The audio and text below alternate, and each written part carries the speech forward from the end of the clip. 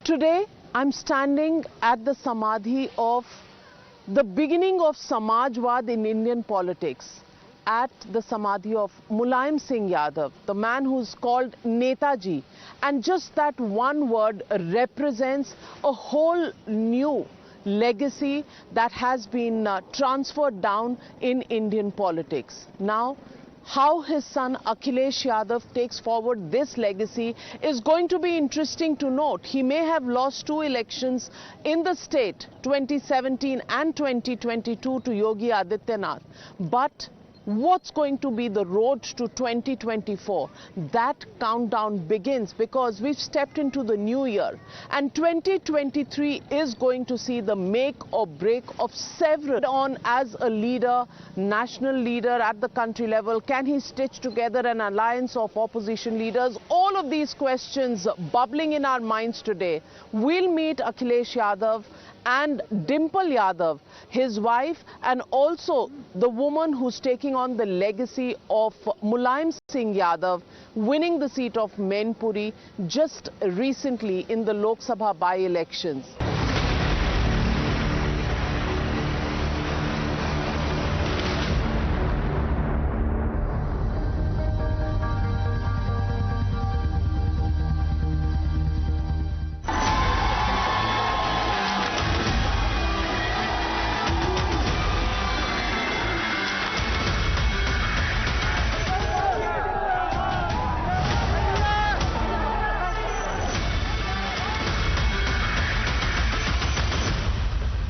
अखिलेश जी नमस्कार and very happy new year.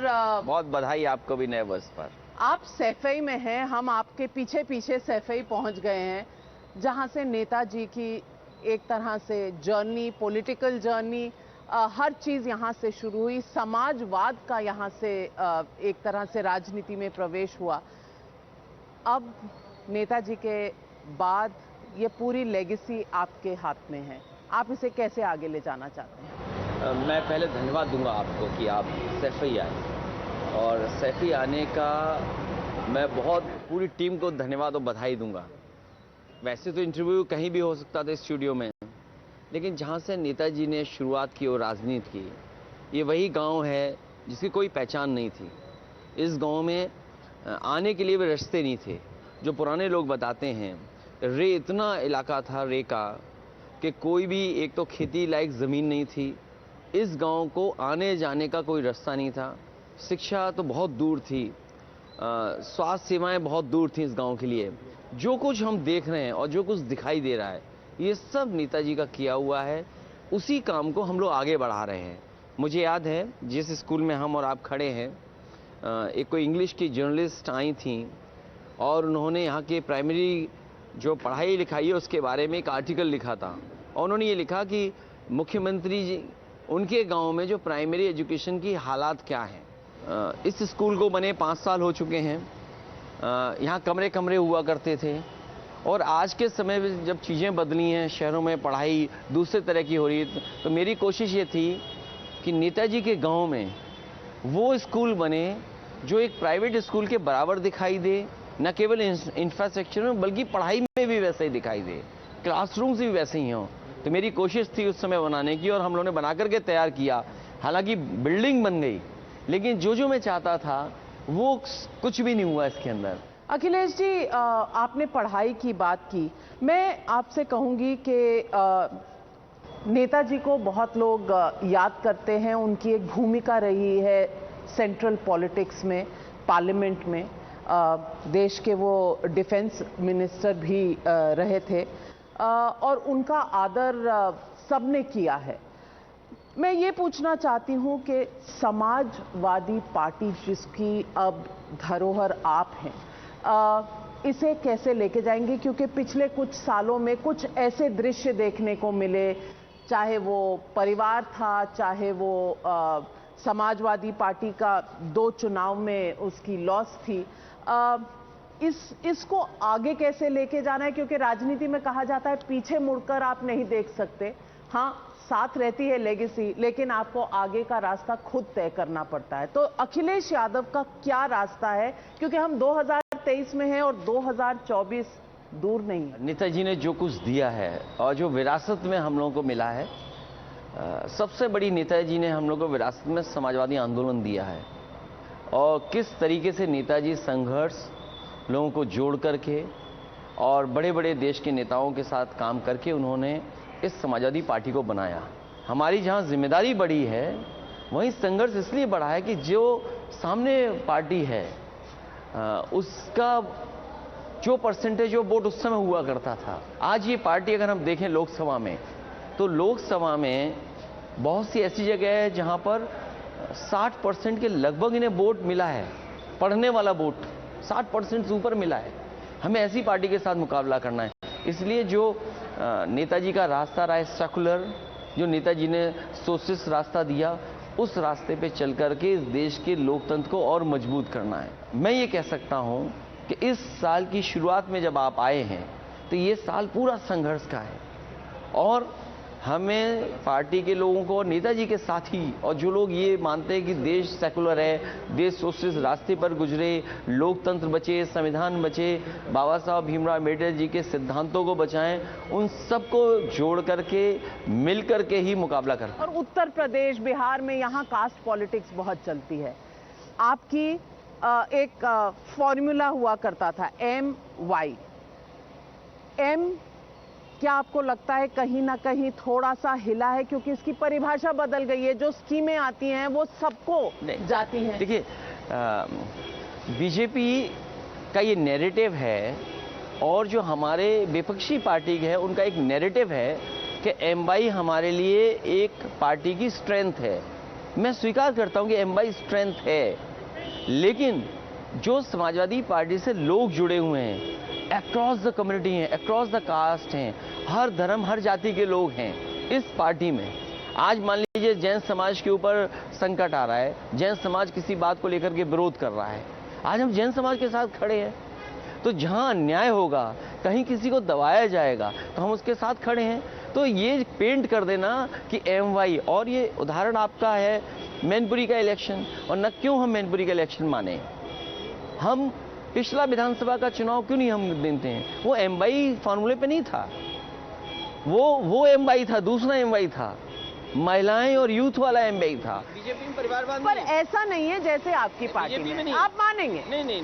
मुलायम सिंह जी के बेटे ही उनके उत्तराधिकारी हैं और समाजवादी पार्टी आगे बढ़ा रहे हैं। कमीशन को बुरा कह रहे हैं या हमारे पूरे पॉलिटिकल सिस्टम को बेकार कह रहे हैं आप। पर आपकी पार्टी परिवार की पार्टी है। अगर मुझे चुनता है कोई, तो उसके लिए मैं दोषी हूं, और मैं दोषी हूं उसके लिए अगर मुझे कोई चुन रहा है। तो ये सवाल तो मैनपुरी लोकसभा में भी उठा था, तो इसका मतलब जनता खराब है, जनता का फैसला। जो सवाल आप मुझसे पूछ रहे हैं, जो सवाल का जवाब मुझसे चाहते हैं, उसका जवाब आप खुद नहीं देना चाहते हैं।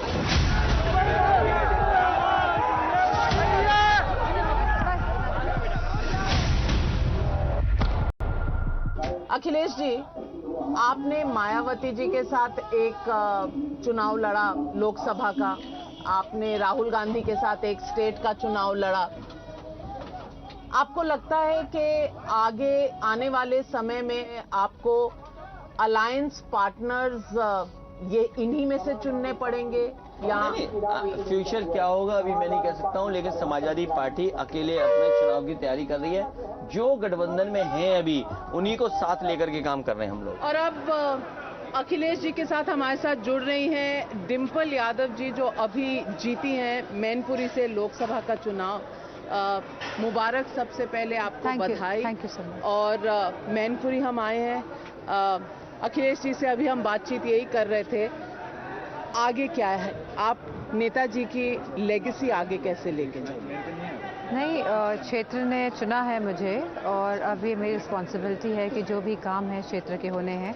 जैसे आपने देखा कि स्पोर्ट्स अकेडमी की जो व्यवस्था है, तो इसको लेके भी अब सदन में सवाल उठाने क्योंकि यहाँ बजट नहीं मिल रहा है, बच्चों को परेशानी हो रही है, जो अपना एक फ्यूचर लेके यहाँ पे आए हैं, एक सपना लेके आए हैं। तो मेरा मानना है कि किसी भी द्वेष और द्रोह की भावना से ना काम करते हुए, इन बच्चों की तरफ देखते हुए, who have come here to build the future, सरकारों को काम करना चाहिए।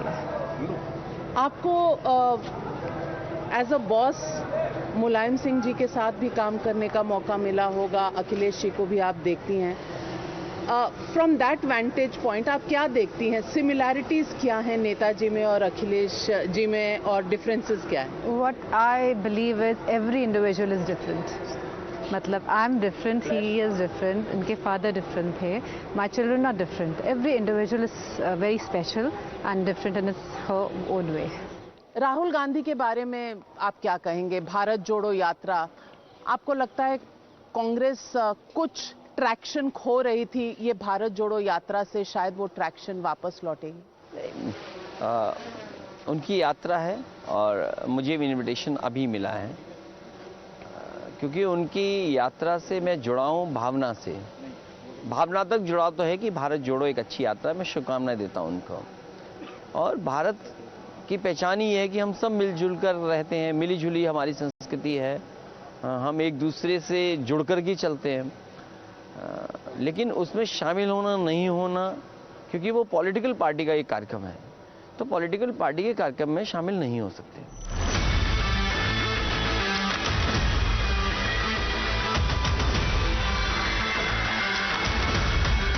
आप अपने पेरेंट्स को कैसे देखते हैं? How do you see them as parents and how do you deal with their fame and popularity and being their normal selves as parents at home?